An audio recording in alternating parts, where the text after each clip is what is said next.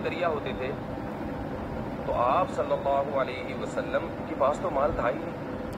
پتہ یہ چلا کہ سخاوت کا دریا بننے کے لیے مالدار ہونا ضروری. بولو نا. اب آپ کہیں گے پیسے ہیں ہی نہیں تو صدقہ کہاں سے کریں؟ ایک آدمی خود غریب ہے وہ کہاں سے صدقہ کرے؟ بھائی جیسے نبی نے کیا اور جیسے نبی نے بتایا. نبی نے فرمایا کہ تمہارے پاس اگر ایک کھجور ہے، ایک کھجور تو ہوتی ہے نا، اور اگر ایک کھجور بھی نہیں ہے تو مجھے بتائیں بھائی، کچھ چندہ بندہ کرتا ہوں اس کے لیے.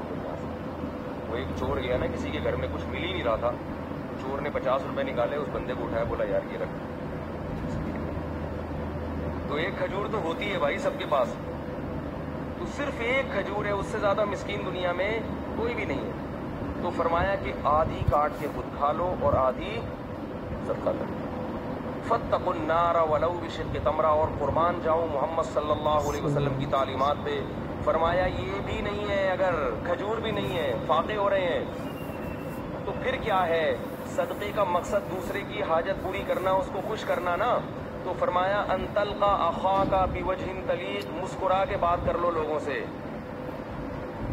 ایسی بات کر لو جس سے لوگ خوش ہو جائیں. لوگ مجھے کہتے ہیں نا آپ جمعے کے بیان میں ہنساتے بہت ہیں. اس لیے ہنساتا ہوں کہ لوگ گھر میں رو رہے ہیں، گھر میں رو رہے ہیں، بیویوں سے لڑائیاں، ابا سے نہیں بن رہی، چاچے سے نہیں بن رہی، وہ وراثت کھا گیا، وہ یہ کر دیا، وہ اس نے یہ دھمکی دے دی، باہر نکلے گا وہ موبائل چھین کے. کوئی ابھی جمعے میں آتے ہوئے کتنے لوگوں کے موبائل غائب ہو جاتے ہیں.